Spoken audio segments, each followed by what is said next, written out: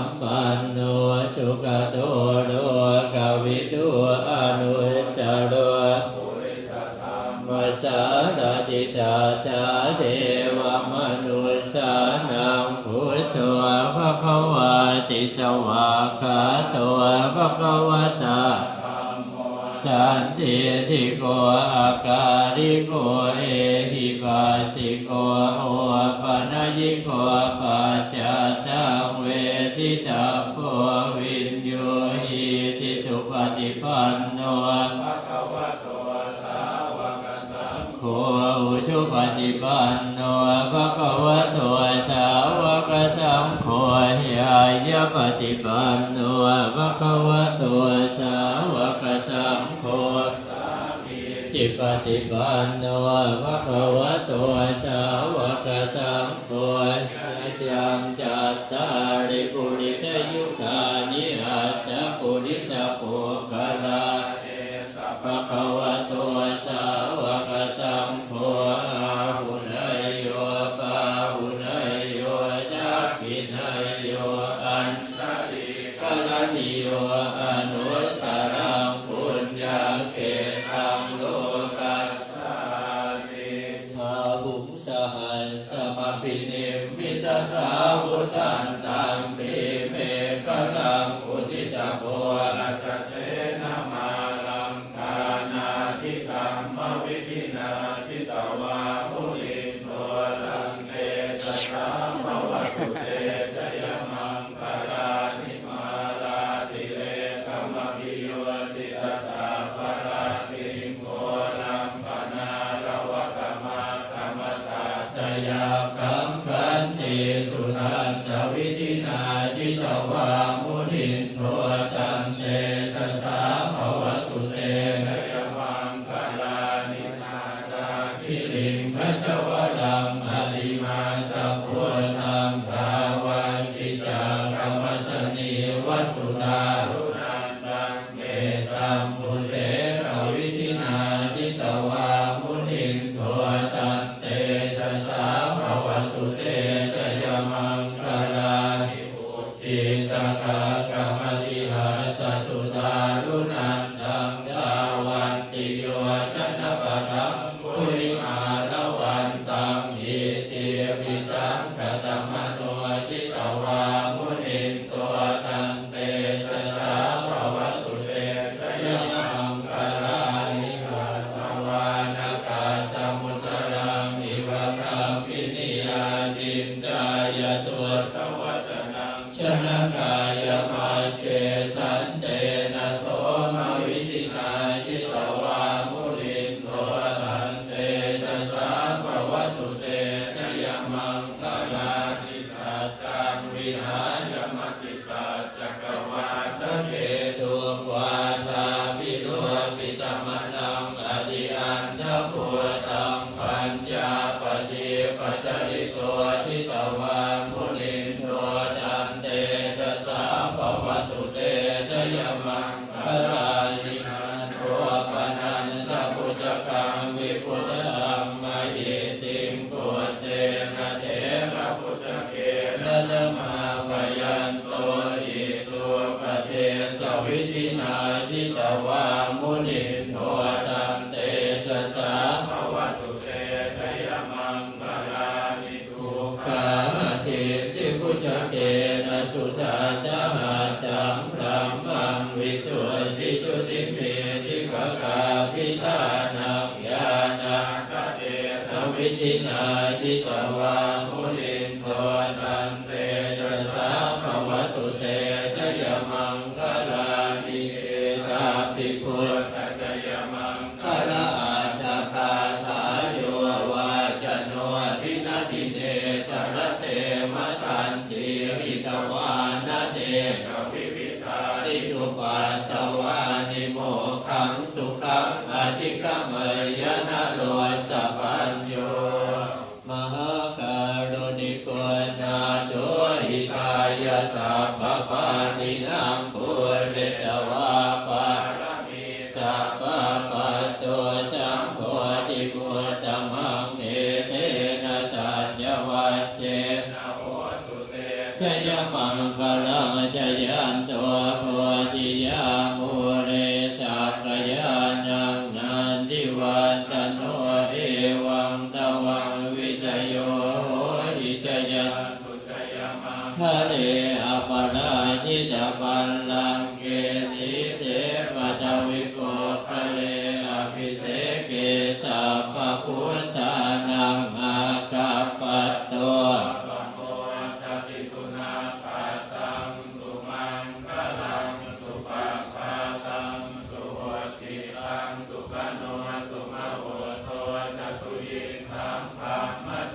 วิสุปดักขินังกายกัมมังวาจากัมมังปดักขินังปดักขินังมโนกัมมังปฏิทิเสปดักขินาปดักขินานิกัตตวานรปันตาเตกุศลธัมมากุศลธัมมาปยากตาธัมมาสุขายเวทนาตาธัมมาสุขายเวทนายสัมปยุตตาธัมมาทุกขมสุขายเวทนายสัมปยุตตาธัมมาวิภาคธัมมาวิภาคธัมมาธัมมาเนววิภาคนวิภาคอุปาทินุปาทานิยาธัมมานุปาทินุปาทานิยาธัมมานุปาทินาสัมกิเลสสัมกิเลสิกาธัมมาสัมกิเลสสัมกิเลสิกาธัมมาสัมกิเลสสัมสิกาธัมมาสวิตากสวิจาราธัมมาอวิตากวิจารมัตตาธัมมาอวิตากาธัมมาปิติสหคตาธัมมาสุขสหคตาธัมมาอุเบกขาสหคตาธัมมาทัสสเนตัปปะธัมมาภาวนายปหาตัปปะธัมมาเนวทัสสเนนะนะภา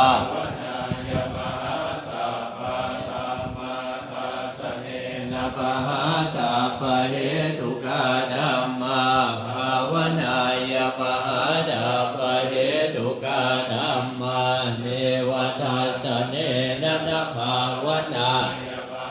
ตัปปะเหตุกาธัมมาจยคามิโนธัมมาปัจจยคามิโน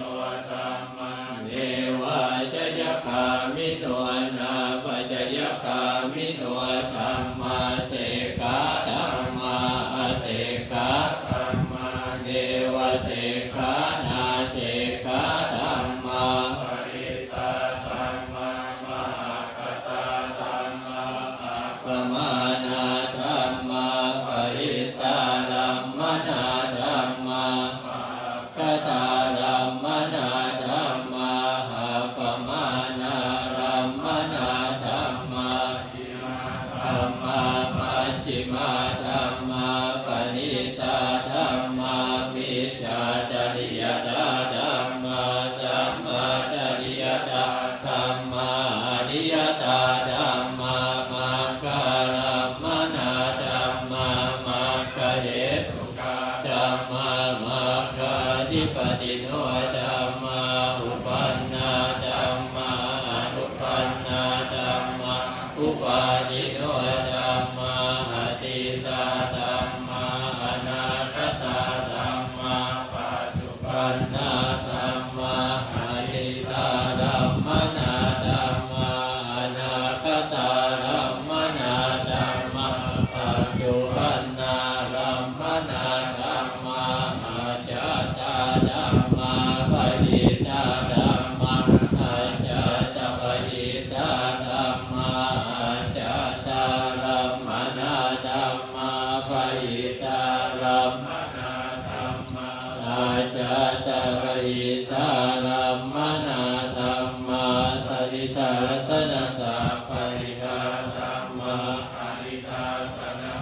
ปฏิฆาธัมมา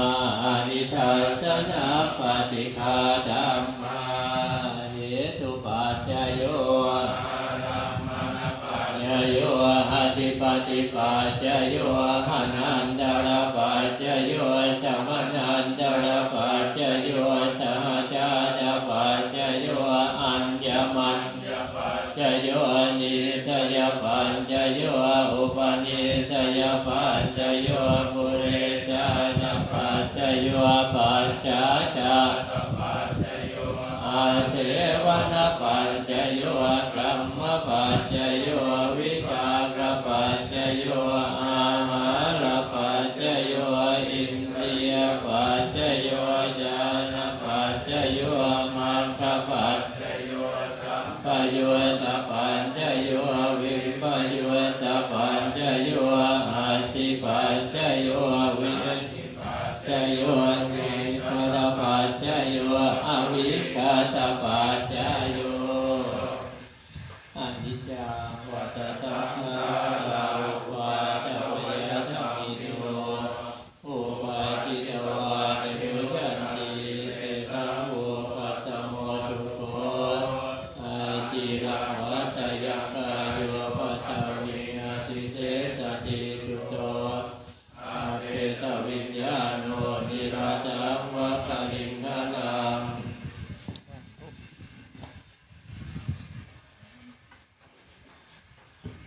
ญาติโยมทั้งหลายพระสงฆ์ก็ได้เจริญพุทธมนต์ถวายพรพระประสวดมัตติกาบังสุกุลเพื่อที่บุญกับญาติทั้งหลายที่ได้เขียนชื่อมาให้พระสงฆ์พระธุดงค์ได้สวดเพื่อการที่บุญให้กับญาติทั้งหลายที่ล่วงลับไปแล้วก็ขอให้ท่านทั้งหลายได้นึกน้อมถึงบุญที่โยมได้ทำนะอธิษฐานถึงญาติพ่อแม่ปู่ย่าตายายพี่ป้าน้าอาทั้งหลายจงได้มารับส่วนบุญส่วนกุศลในส่วนนี้ที่ท่านทั้งหลายได้ทำในความบุญที่เราได้ทำมากไปกว่านั้นคือบุญได้ร่วมสร้างโบสถ์วัดบ้านหนองเศร้า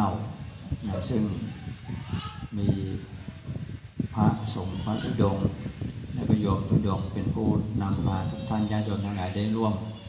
วมกันทำบุญเพื่อให้ก่อเกิดเป็นประโยชน์ต่อท่านทั้งหลายญาติโยมชาวบ้านหนองเศร้าบ้านประชาชื่นโดยตรงนะปัจจัยในส่วนนี้ได้ 18,650 บาทเดียวนะ18650ไม่ได้6ตัวนะจำได้เนาะมีประกาศก็จดไว้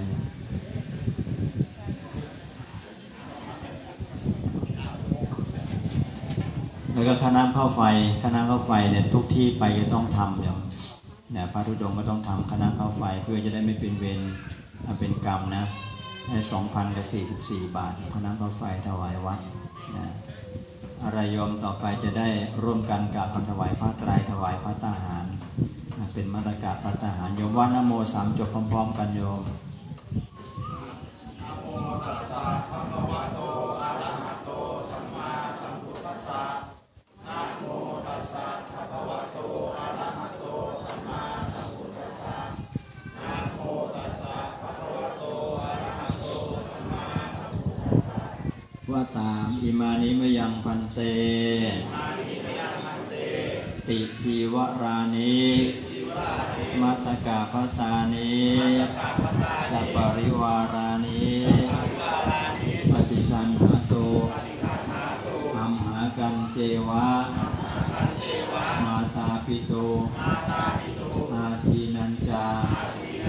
ยาตกานังการกตานังทีฆรตังอิตายะสุขายะข้าแต่พระสงฆ์ผู้เจริญข้าพเจ้าทั้งหลายขอน้อมถวายผ้าไตรจีวรจตุปัจจัยทายธรรมทั้งหลายเหล่านี้พร้อมด้วยมัตตกาภัตตาหารและของที่เป็นบริวารทั้งหลายเหล่านี้แก่พระสงฆ์ขอพระสงฆ์จงรับผ้าไตรจีวรจตุ ตุปัจจัยทายธรรมพร้อมด้วยมัสกะภัตตาหารและของที่เป็นบริวารทั้งหลายเหล่านี้ของข้าพเจ้าทั้งหลายเพื่อประโยชน์เพื่อความสุขเพื่อความเจริญรุ่งเรืองเพื่อความเป็นสิริมงคลแก่ข้าพเจ้าและครอบครัวของข้าพเจ้าทั้งหลายมีมารดาบิดาเป็นต้นและอุทิศให้ผู้มีพระคุณทั้งหลายญาติทั้งหลายที่ร่วงลับไปแล้วด้วยเจ้ากรรมนายเวรและสรรพสัตว์ทั้งหลายด้วยตลอดกาลนานเถิดสาธุโกรธตีนเขียนก็ยกเดี๋ยวเพิ่มอีกรวมแล้วเป็น 20,000ถ้าเอาโยเลยได้เลขตรงๆเลย 20,000ไม่ต้องกลับนะไงก็00นะ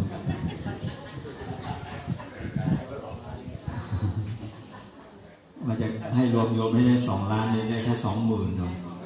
สร้างโบสถ์นะดีใจที่มีกว่าร่วมทำบุญสร้างโบสถ์นะครั้งหน้าผ่านมาอีกว่าจะมาให้สัก10 ล้านนี่เกิดถูก30 ล้านนะสำคัญคือไม่เคยซื้อหวยนี่ยังมีถูกอย่างนี้โยมต่อไปตั้งใจกรวดน้ำรับพรกันนะอาจจะถวายอาหารก็โยมลืมเราไปโยมไปจับโต๊ะอาหาร Donc je vais vous expliquer, bien entendu, maintenant. On va faire les prières. On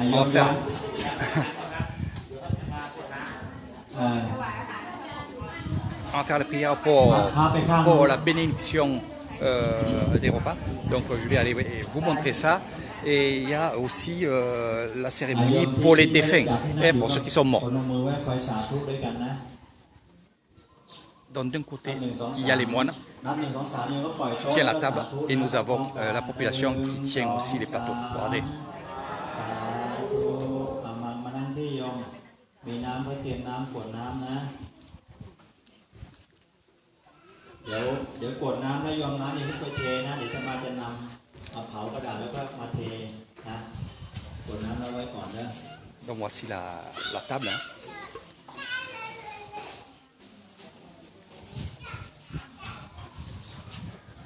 Alors, on va finir, non pas le live, mais on va finir aussi. Regardez, je vais vous montrer bien comme il faut. C'est pour les défunts.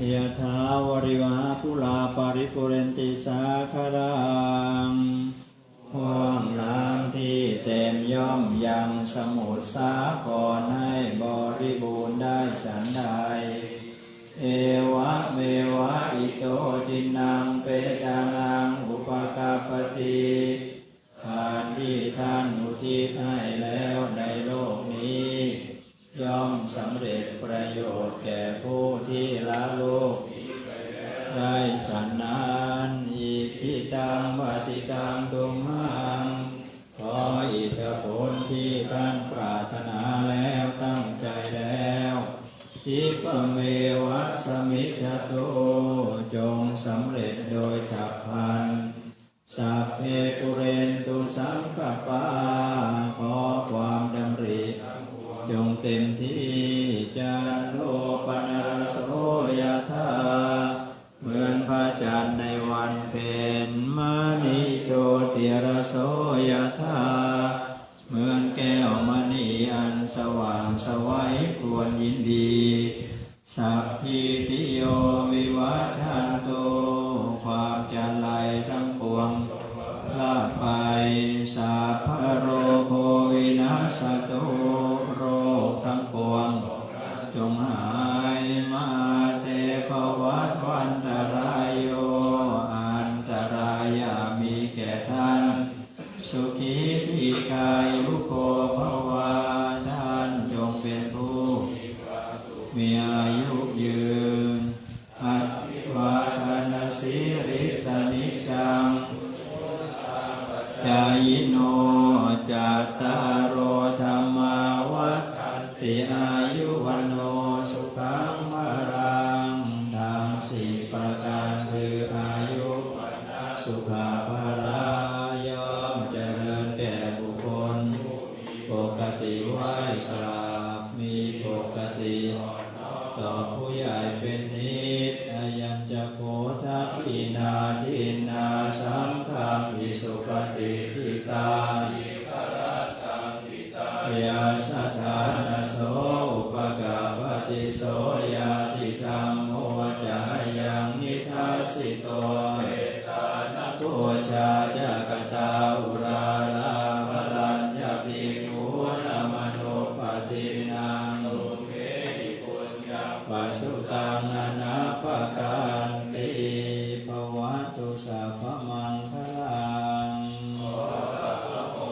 จงมีแก่ท่านราคันตุสัพพเทวตา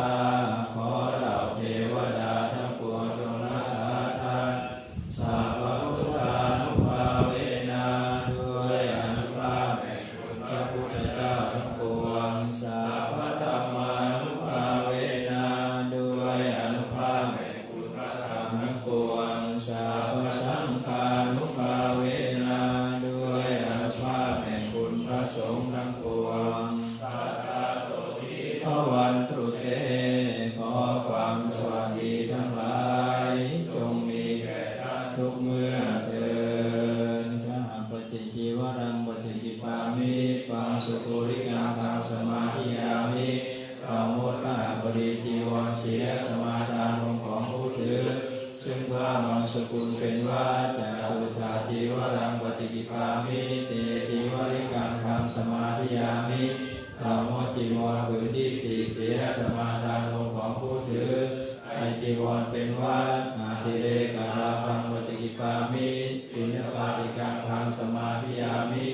เราโมอทิเรกราเสียสมาทานของผู้ถือปิณบาตเป็นว่าโลรุปจารังปฏิจิปามิสัพพทานจาริกังธังสมาธิยามิเราโมการเที่ยวโลเลเสียสมาทานของผู้ถือเที่ยวบิณฑบาตไปตามแถวเป็นว่านานาสนะโภชนาปฏิจิปามิ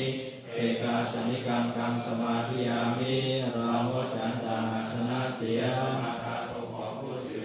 นั่งฉันอาสนะเดียวเป็นว่าทุติยภาชนะปฏิจิปามิปาตาเป็นนิกังคังสมาธิยามิเราหมดภาชนะที่สองเสียสมาทานของผู้ถือฉันเฉพาะในบาทเป็นว่าอาติริกาโภชนะปฏิจิปามิรูปชาปฏิกังคังสมาธิยามิเราหมดโภชนะอันเหลือเฟือเสียสมาทานของผู้ถือข้ามพัดนำเขานำมาถวายเมื่อภายหลังเป็นว่าอามันตเสนาสนังปฏิจิปามิอารานิกังคังสมาธิยามิเอาหมดเสนาสนะชายบ้านเสียสมาทานของผู้ถืออยู่ป่าเป็นว่าฉันนังปฏิจิปามิรูปโมริกังคังสมาธิยามิเอาหมดที่มุมที่บังเสียสมาทานของผู้ถืออยู่คนไม้เป็นว่าฉันนาจารุกโมรัญจาปฏิจิปามิอโภกาสิกังคังสมาธิยามิเอาหมดที่มุงที่บังและโคนไม้เสียสมาทานของผู้ถืออยู่ในที่แจ้งเป็นว่าอาโสสานังปฏิกิปามิโสสานิกังกังสมาธิยามิเอาหมดที่ไม่ใช่ป่าช้าเสียสมาทานของผู้ถืออยู่ป่าช้าเป็นว่าเสนาสนะโลรุปังปฏิกิปามิยะถาสันตติกังกังสมาธิยามิเราหมดความโลเลในเสนาสนะเสียสมาทานของผู้ถืออยู่ในเสนาสนะอันนักจัดให้อย่างไรเป็นว่าสยังปฏิปามิเนสาธิกังกังสมาธิยามิเราหมดการนอนเสียสมาทานของผู้ถืออันนั้นเป็นว่า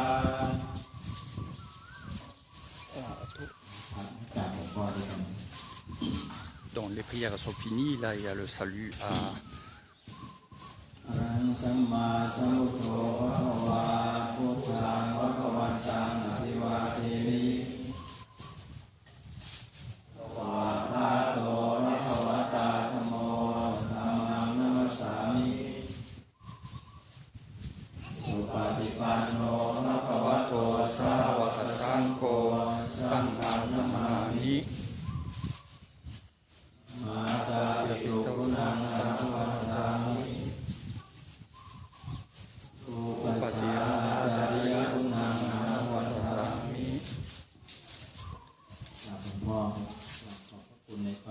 Donc là, c'était la prière pour Bouddha. Là, ils vont saluer l'empereur du temple de Banwansao. Donc vous avez vu, il y a une personne qui ne salue pas l'empereur. C'est normal. Voilà, juste il va saluer comme ça. Voilà. C'est normal parce que c'est vraiment un novice d'un moine. Ils n'ont pas d'autres moines. Donc ils vont se saluer entre moines, mais sinon... Donc là aussi, je vous ferai une vidéo Celui qui bénit, c'est un grand moine. Hein.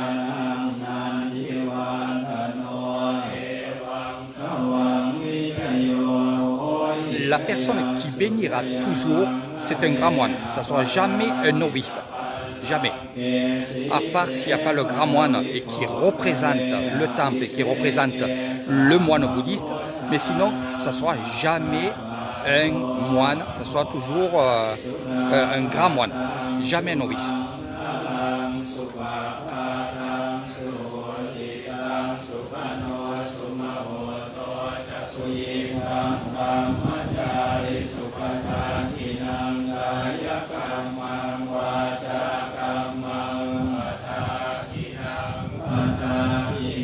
Donc ça c'est l'eau bénite qu'on a faite hier soir.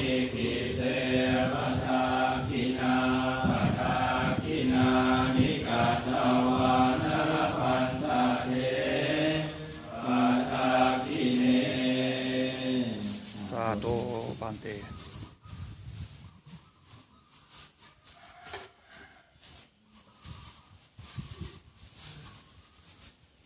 น้ำในเครื่องไปเทนะเดี๋ยวจะมาจะนำอธิษฐานด้วยนะอ่านก่อนใครยังไม่ได้พระไม่ได้ข้อมือบ้างเนี่ยยังมีไหมมีไหมยังไม่ได้ตุยเป็นไง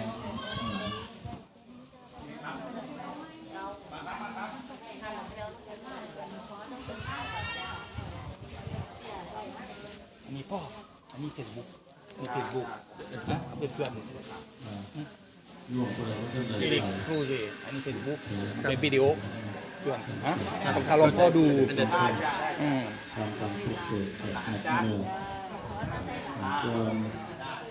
Donc on va se mettre de l'autre côté, les moines vont venir, ils vont venir manger, du moins se servir à manger. Non, je vais le mettre de l'autre côté. Donc ils viennent avec leur batte. Voilà.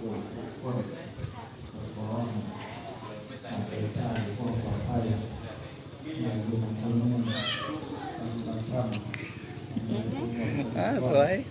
Il me dit. Ah, il me dit. Donc là c'est pareil, il y a une voie hiérarchique bien entendu. Hein. Donc le grand moine, il y a les grands moines qui passent devant. C'est normal, c'est la logique des choses. Comme nous, on ferait passer les vieux ou les enfants d'abord. Après, c'est vrai que moi j'ai tendance à faire passer, même en France, j'avais tendance à faire passer les anciens avant, c'est-à-dire faire passer à la file indienne ou quand on fait la queue ou à la caisse d'un grand magasin. J'étais plus à faire passer les anciens, les femmes enceintes et après les enfants. Mais j'avais remarqué aussi, et là c'est avec le recul que je me dis, les gens des fois ils font passer les enfants d'abord. Alors on dit femmes et enfants d'abord, je dois dire que c'est aussi les vieux. Mais ben là, Alaini. Oui.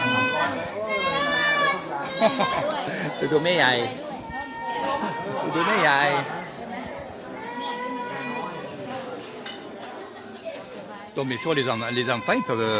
pleurer, hein, ça ne nous gêne pas, c'est la vie. Ça aussi je vous expliquerai, dans le monde bouddhiste il y a toutes ces choses-là qui ne gênent pas les moines. Un enfant qui pleure, ben, il peut pleurer, on peut le laisser aussi dans le temple pleurer, c'est pas grave. Voilà, on ne va pas sortir l'enfant s'il pleure. Voilà. Donc maintenant, s'il pleure pour quelque chose, qu'il a fait pipi ou peu importe, mais bon, on va les laisser justement dans le temple, dans leur maison. Ça gêne personne. Je vous dis, franchement, c'est l'Isan et la population de l'Isan, vraiment, on est différents. Voilà.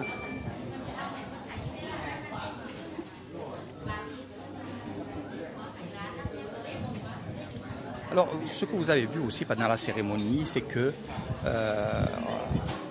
ce grand moine qui est ici, voilà, qui est ici, a remis l'enveloppe des dons qu'il a reçus aujourd'hui. Et hier soir, il a remis cette enveloppe-là au grand moine bouddhiste de ce temple.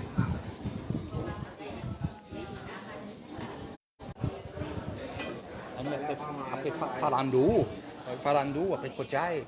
après Tangan, ban français. Ah, ban Samadhi, Tangan,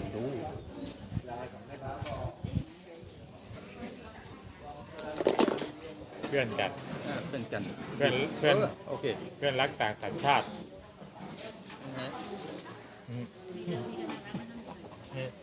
เพื่อนรักต่างสัญชาติ กันนะ เจอกันที่วัดนี่ เพื่อนรักต่างสัญชาติ ใช่ครับ เดินทุดงค์ด้วยนะ อาโบ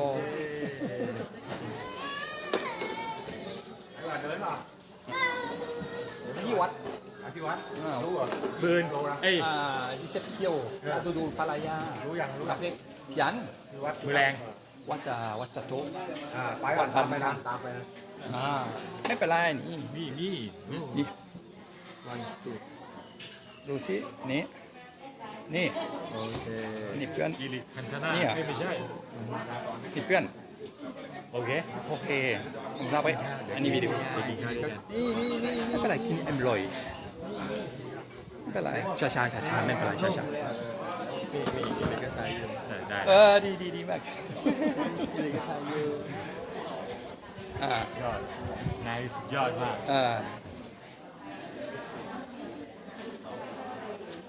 Donc là, là aussi, c'est des photos avec mes amis. Eux, lui, c'est un maître de cérémonie. Elle m'aime bien celle-là, ça va, elle parle sur Facebook.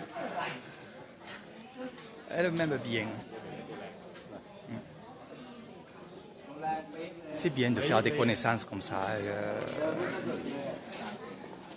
C'est vraiment bien. Voilà. Mais je pense que de partout on peut faire ça, de partout on peut être comme je suis. Voilà. Alors peut-être moi je dégage quelque chose que les gens aiment bien, je ne sais pas. Peut-être mon calme. Mais on va aller voir.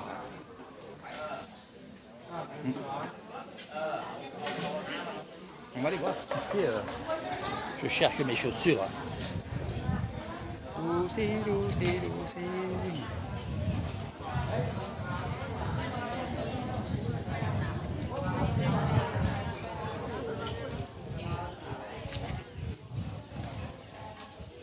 Parce que c'est la première fois que je vois ça. Et regardez, on y va. Donc il y a des choses inédites ici. Hein.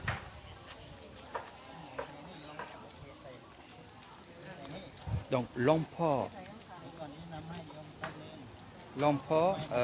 ces enveloppes-là, c'est là où il y avait marqué les noms des habitants et bien sûr le montant du don. Il brûle. Attends, je parle pas, je vais voir ce qu'il dit.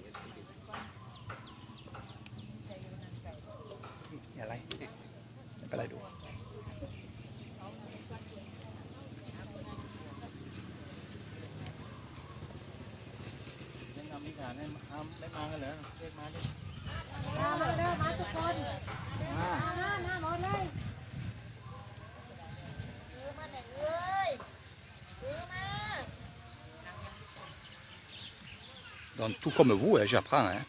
Donc je vais attendre qu'il parle. Donc il appelle tous les villageois avec l'eau des moines.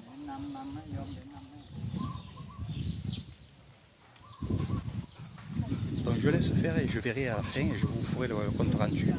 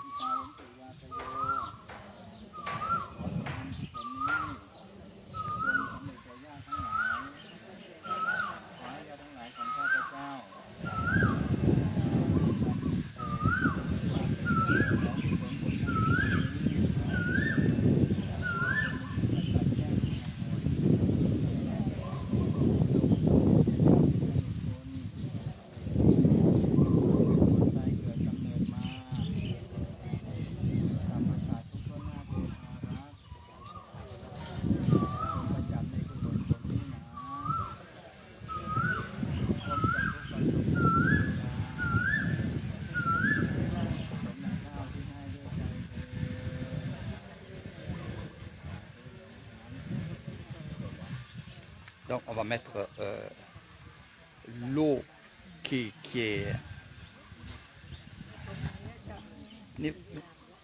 l'emploi à l'ail. อ่า sem nama. ที่เขาเขียนชื่อญา C'est ติ pas sûr. Hein? ญาติที่ล่วงลับไปแล้วอ่ะ ครับ เพื่อเอาที่ส่งส่วนให้แค่ญาติที่ล่วงลับไปแล้ว ถ้าพยายามบันนี่ ใช่โอเค แล้วทำให้ทิวที่ส่งส่วนไปให้ ใช่ครับโอเคครับเข้าใจ Donc en fait, comme je vous ai dit, ces enveloppes-là, il y avait des noms dessus, des offrandes, donc de l'argent. Hein, on a donné de l'argent à des moines. Et c'est vrai qu'on ne peut pas... Et là, ils l'ont pas. เหมือนกับพ่อแม่ลูกอ่ะ ใช่ครับ พ่อแม่ตายจากไปแล้ว ก็ตอบแทนคุณ ครับ ตอนอยู่ก็คือดูแลเลี้ยงดู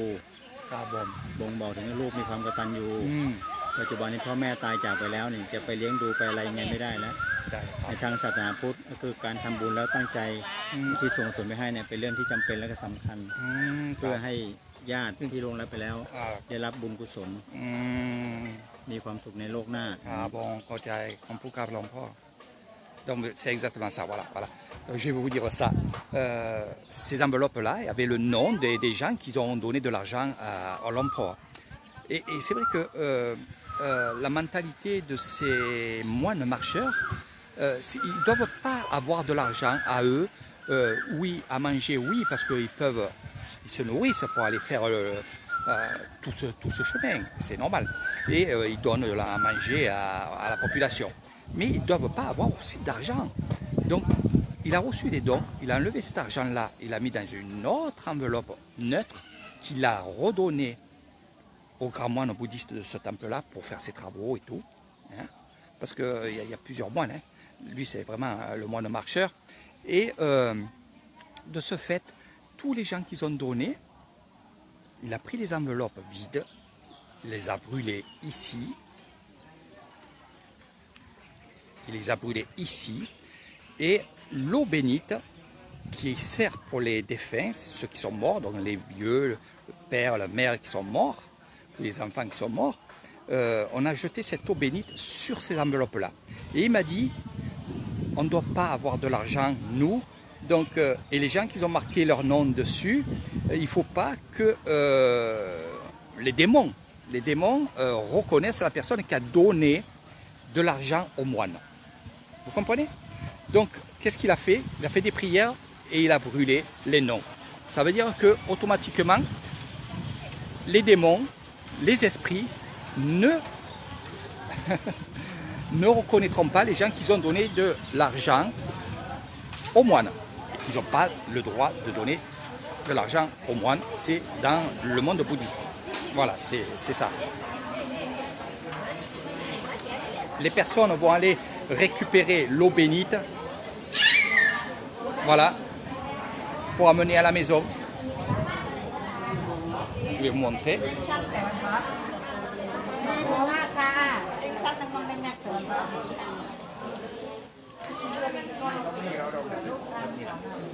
Ah, ok, donc ils prennent de l'eau bénite, ils vont l'amener chez eux, ils vont bénir leur famille, ils vont bénir aussi s'ils ont une voiture,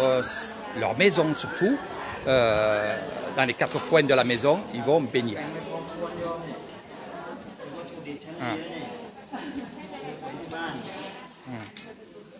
Voilà, donc voilà. Ban, ça veut dire maison, donc c'est pour la maison. Mais il y a aussi cette eau-là, on va aussi bénir un voisin, ils vont bénir la famille qui est malade. Donc tout ça, c'est comme ça. Ok. Il me dit d'aller manger.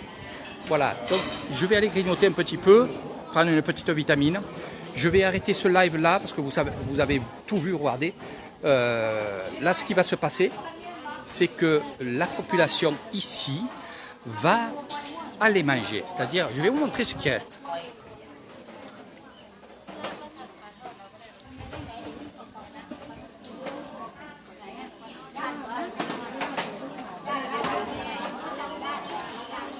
Regardez, regardez, regardez. regardez, regardez, regardez. Regardez, regardez, regardez. Donc, ici, moi, je vais récupérer ça. Voilà. Je vais récupérer un petit gâteau. Voilà. Vous voyez.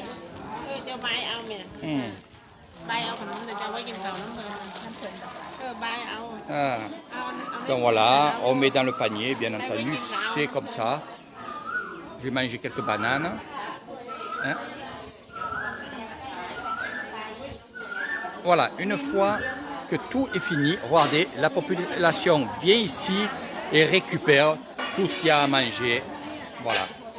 Donc ils vont récupérer, ils vont mettre dans les paniers, ils vont partir chez eux, ils vont donner à manger à leur famille, ils vont sans doute partager ce repas avec une voisine, un voisin. Il n'y a aucun problème. Et regardez, regardez bien, ils ne se jettent pas sur le manger. Ils vont juste prendre ce qu'ils en ont besoin, ce qu'ils ont besoin. C'est comme ça. Voilà. Et ils en laissent toujours pour les autres.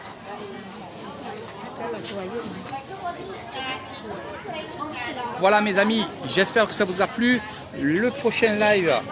que je vais faire, c'est vraiment le au revoir. Vraiment le au revoir à ce groupe de moines et à ce grand moine bouddhiste qui m'a expliqué encore des choses que je ne savais pas, des choses que j'avais vues, mais dans mon analyse à moi, c'était exactement ce qu'il m'avait dit, ce qu'il m'a dit pour les enveloppes brûlées. Donc voilà, moi je vais me mettre avec, non pas avec le grand moine, parce qu'il ne faut pas.